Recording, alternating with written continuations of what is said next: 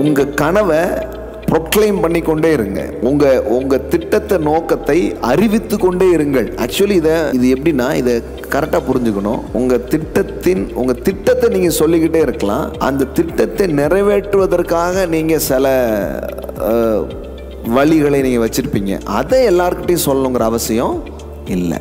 எனக்கு பேங்க்ல அக்கௌண்ட் இருக்குன்னு சொல்லலாம், ஏடிஎம் பின் நம்பர்லாம் சொல்லணுங்கிற அவசியம் இல்லை. சிலர் அந்த அளவுக்கு போயிடுவாங்க. நான் பார்த்தீங்கன்னா எல்லாம் ஓப்பன் டைப்புங்க, அந்தானே அள்ளிட்டு போயிடுவான் எல்லாத்தையும். ஓப்பன் டைப்புனா அதுக்காக உலகமே என்ன கிறிஸ்துவ மயமாக ஆயிடுச்சா என்ன? அப்படி ஆகலை.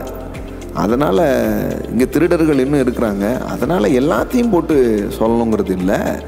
ஆனால் உங்களுடைய அந்த முழு தன்மைகளை நீங்கள் என்ன பண்ண முடியும், சொல்ல முடியும். தாராளமாக சொல்லுங்கள். அதாவது நீங்கள் எதை அடைய விரும்புகிறீர்களோ அதை குறித்து பேசுங்கள். முதல்ல பேசுறது தான் நீங்கள் எடுத்து வைக்கிற ஒரு முக்கியமான ஸ்டெப்பாக இருக்குது. முக்கியமான உங்கள் அறிக்கையே ஒரு அடி எடுத்து வைப்பதற்கு சமானமாக அது இருக்கிறது. அதனால் வாயை திறந்து சொல்லிடுங்க.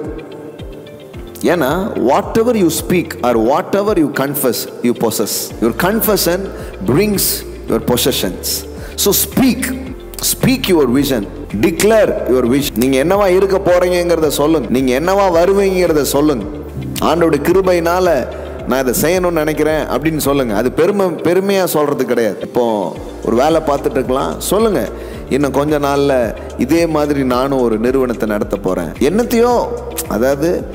என்னத்தையோ ஒன்று புலம்பிட்டு இருக்கிறது இல்லை. உள்ள ஏற்படுகிற அந்த தரிசனத்தை பேச வேண்டும்.